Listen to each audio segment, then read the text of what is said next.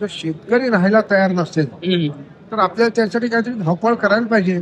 बरोबर पण शेतकऱ्यांनी जर एसआरपी म्हणजे शेती केली नाही तर अन्न कुठून मिळणार? बरोबर आपण त्या सगळ्या अन्नासाठी कोणीतरी ट्रम्प आपल्याला अन्न पाठवेल किंवा पुतीन आपल्याला अन्न पाठवेल असं आपल्याला सांगता येणार नाही. बरोबर, आपल्याला जर अन्न पाहिजे असेल तर अन्न निर्मिती करणारा जो माणूस आहे आपण त्याला शेतकरी म्हणतो, तो शेतकरी इतका प्रचंड दुःखी आहे. शेती करतो. आज मी 3 वर्षापासून यासाठी शेती करत आहो. आतापर्यंत मी त्याच बेडवर 7 पिकं घेतलेली आहे. वेळेची बचत तर एवढी आहे हो. आता 5 वर्ष मी 5 एकर शेती जी आहे ना माझी, हप्त्यातले 2 दिवस देतो तिला. आणि म्हणजे बस 2 दिवसात मी 2 दिवस काम केलं की 1 महिना फ्री. अच्छा, म्हणजे एवढा वेळ तुम्हाला घरी आता कुटुंबाला कुटुंबाला देता येते आणि समाजाला देता येते. त्यामध्ये जे असलेले जीवाणू आहेत हे जीवाणू मृत पावतात. ते जीवाणूंची जर तुमची संख्या जास्त असेल जमिनीमध्ये तेवढी तुमची जमीन सुपीक. नांगरणीला सुट्टी, परतवाड्यात रंगले एसआरटी तंत्रज्ञानाचे कृषी मंथन, शेतकऱ्यांचा सर्वोत्तम प्रतिसाद. नमस्कार, आपण पाहत आहात सहारा समाचार. मी संकेत अशोकराव वापाले तुम्हा सर्वांचं स्वागत करतो आहे सहारा समाचारमध्ये. शेती म्हटलं की डोळ्यासमोर येतो तो अफाट कष्ट आणि वाढता खर्च. पण आता शेती करण्याची पद्धतच बदलणार आहे. आज परतवाडा येथील कृषी उत्पन्न बाजार समितीच्या सभागृहात एक ऐतिहासिक कार्यक्रम पार पडला आहे. सगुना राईस टेक्नॉलॉजी म्हणजेच एसआरटी. या एसआरटी तंत्रज्ञानाचे जनक चंद्रशेखर दादा भडसावळे यांनी आज अचलपूर परतवाडा परिसरातील शेतकऱ्यांना शून्य मशागत शेतीचा कानमंत्र दिला आहे. पाहूया यावरच आधारित आमचा हा स्पेशल रिपोर्ट. सगुना रुरल फाउंडेशन नेरळ, जिल्हा रायगड अंतर्गत आज परतवाडा येथे एसआरटी शेती मेळावा व चर्चासत्र मोठ्या उत्साहात पार पडले. या कार्यक्रमाचे मुख्य आकर्षण होते कृषीभूषण कृषीरत्न आणि एसआरटी तंत्रज्ञानाचे प्रणेते श्री चंद्रशेखर दादा भडसावळे. नांगरणीशिवाय शेती कशी शक्य आहे या कार्यक्रमात बोलताना दादा भडसावळे यांनी एसआरटी शून्य मशागत शेती का आणि कशासाठी या विषयावर सविस्तर मार्गदर्शन केले. एकदा तयार केलेले गादी वाफे न मोडता त्यावर अनेक वर्ष पिकं घेण्याचे हे तंत्र शेतकऱ्यांचा वेळ, पैसा आणि कष्ट वाचवणारे कसे आहे याचे त्यांनी प्रात्यक्षिक अनुभव सांगितले. या कृषी मेळाव्याचे उद्घाटन अचलपूर विधानसभा मतदारसंघाचे लोकप्रिय आमदार श्री प्रवीण तायडे यांच्या हस्ते करण्यात आले. यावेळी जिल्हा अधीक्षक कृषी अधिकारी राहुलजी सातपुते, उपविभागीय कृषी अधिकारी प्रफुल्लजी सातव आणि तालुका कृषी अधिकारी श्री अक्षयजी क्षीरसागर यांची प्रमुख उपस्थिती होती.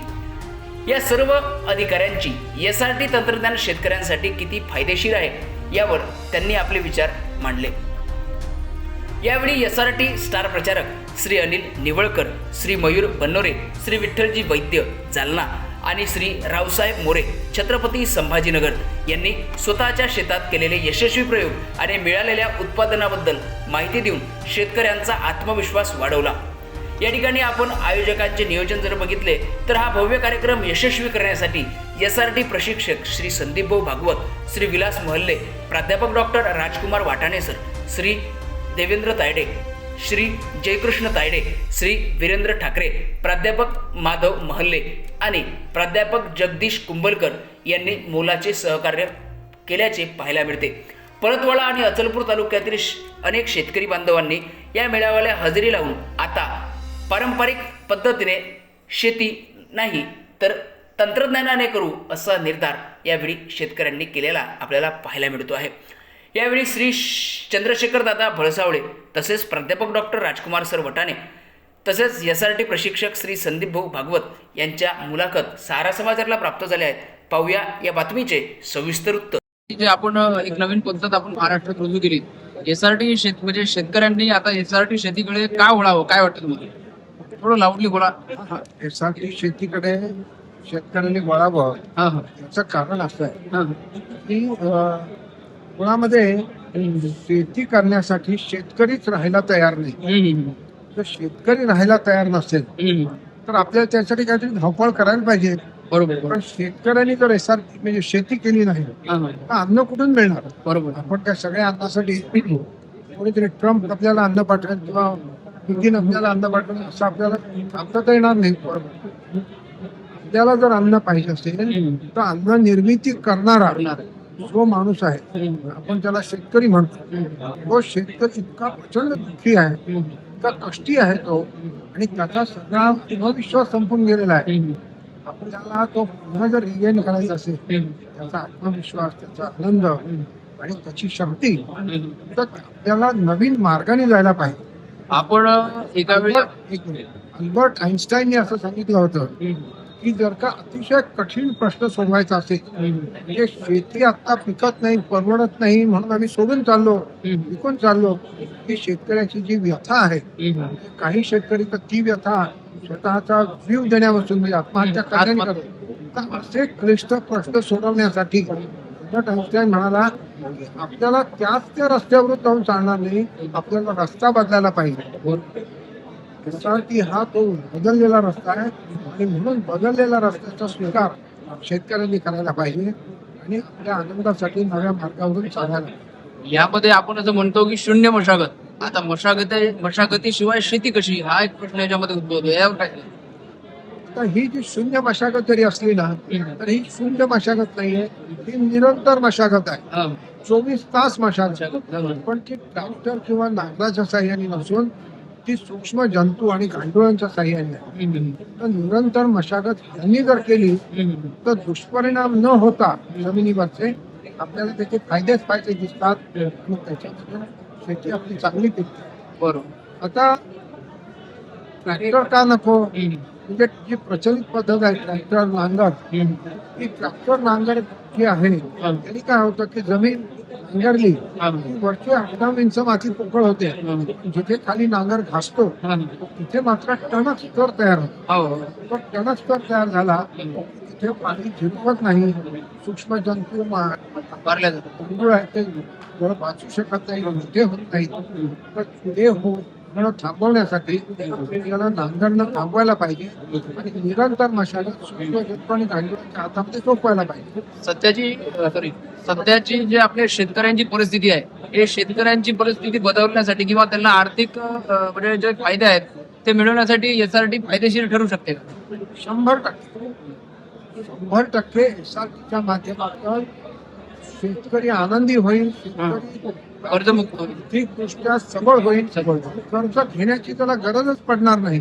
देणार होऊ शकतो. SRT म्हणजेच प्रत्यक्षामध्ये त्याचा इन्शुरन्स आहे. SRT स्वीकारली कुठल्याही परिस्थितीमध्ये शेतकरी फेल होत नाही, आणि तो सक्षम होतो, आनंदी होतो, त्याचं उत्पादन वाढतं, उत्पन्न वाढतं, आणि सगळ्या गोष्टी त्याच्यामध्ये चांगल्या करतात. थँक्यू.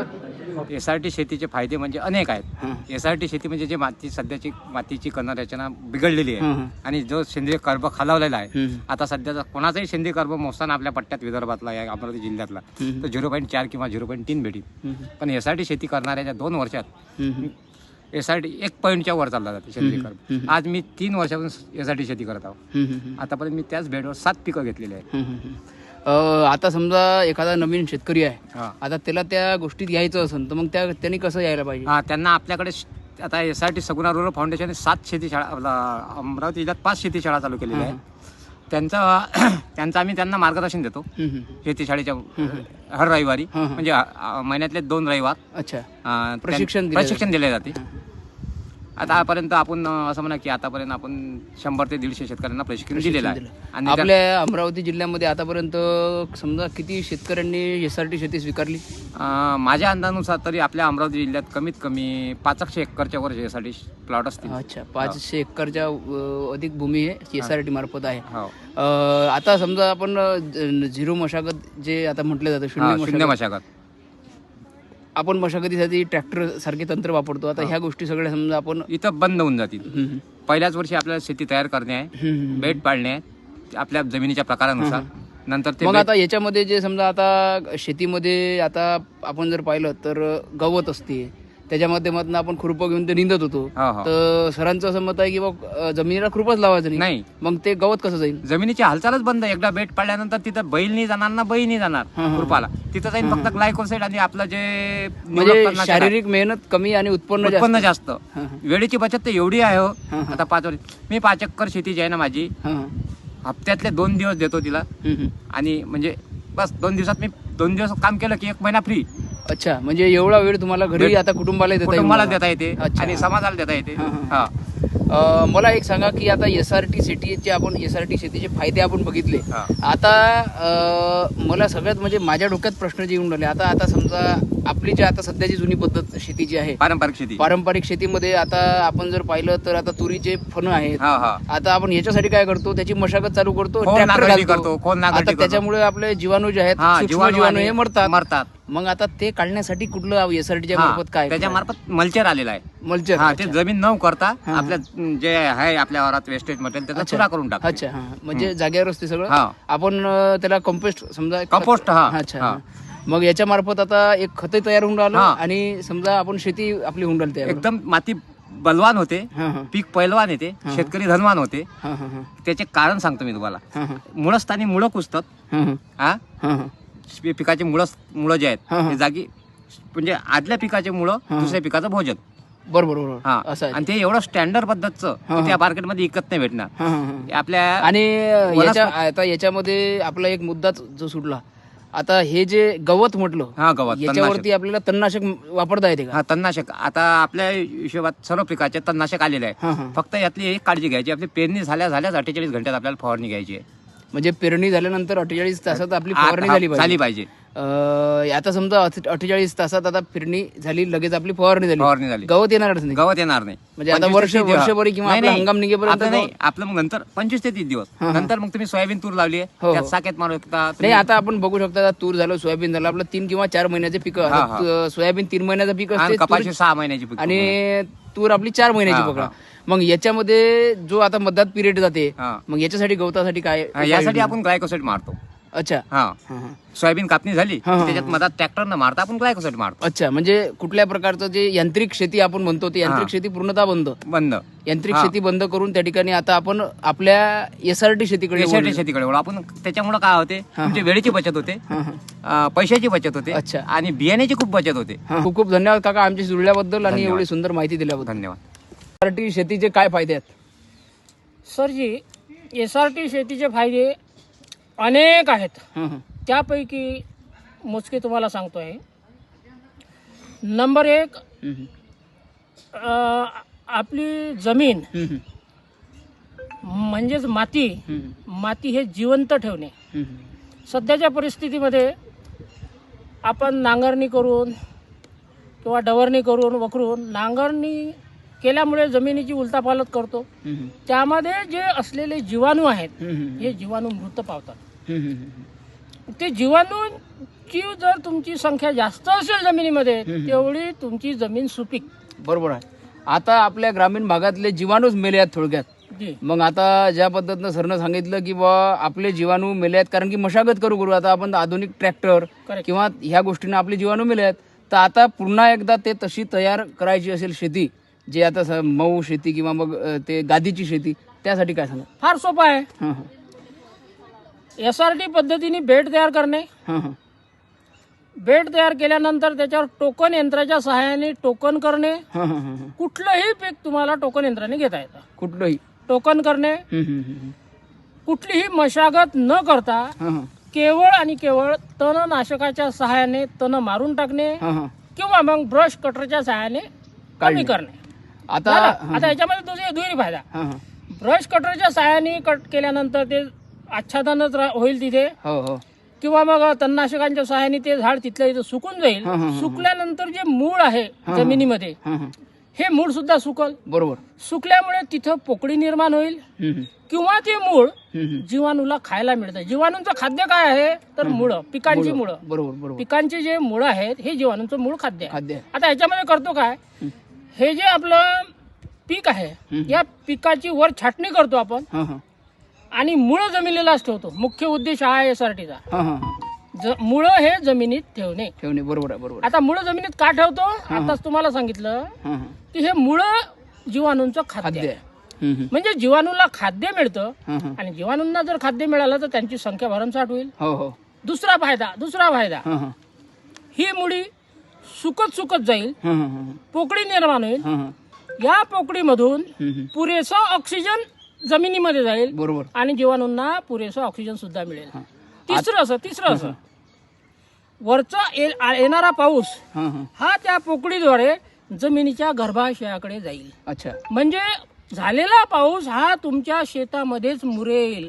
अच्छा आज जे आपण म्हणतो की ग्लोबल वॉर्मिंग अच्छा हां हां किंवा जमिनीत जी पाण्याची क्षमता कमी होणे हे जे कारण आहे याला कारणीभूत आपण आहोत. कारण की जमिनीची पोकळी काढून टाकलेली आहे. या जमिनीची पोकळी निर्माण झाल्याने जमिनीमध्ये पाणी मुरल आणि आपली पाण्याची पातळी सुद्धा वाढ होईल. आता सगळ्यात महत्वाचा विषय असा आहे की आपला ग्रामीण भाग म्हटला तर इथं कोरडवाहू शेतकरी सगळ्यात जास्त आहे. जी, आता या कोरडवाहू शेतकऱ्याला कसं फायदेशीर SRT ठरेल समजा, या बाबतीत काय सांगाल? इथे कोरडवाहू किंवा ओलिता खाली क्षेत्र असणारा असा काही प्रश्न नाही. असा भेद येतच नाही. बिलकुल नाही. माझ्याकडे ओलिताची शेती आहे हां हां तरी सुद्धा मला पाणी द्यायचं का गरज भासली नाही यावरची. बरोबर आहे बरोबर. पाणी द्यायची गरज नाही. तुम्ही बेडवर पीक घेतल्यानंतर हम्म, बेड हा दीर्घ काळापर्यंत ओला राहतो. म्हणजे ओलावा टिकून राहतो. हम्म, हम्म, हम्म, हम्म. जिथं आपण पारंपरिक पद्धतीने पेरणी करतो ती जमीन लवकर सुकते. हो